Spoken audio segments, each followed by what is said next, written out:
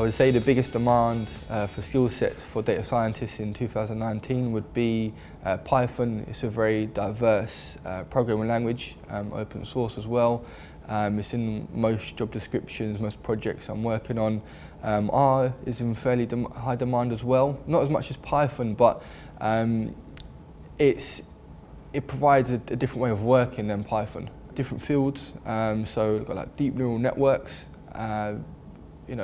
scientists who actually have not just researched deep neural networks, but have productionized the code as well into large-scale environment. Is high demand.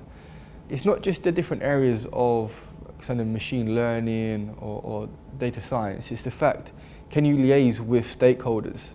So speaking with end clients and understanding what their requirements are, and make sure that when you liaising with them either in a meeting or over a video conference, that you're realistic about the timescales and what they can achieve with that project. Not just they want this product and they want it to work and they want it in 6 months' time.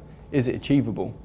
If you're a senior data scientist and you have the ability to liaise with stakeholders and be realistic about the outcomes, doing the actual production of the code, is half the job.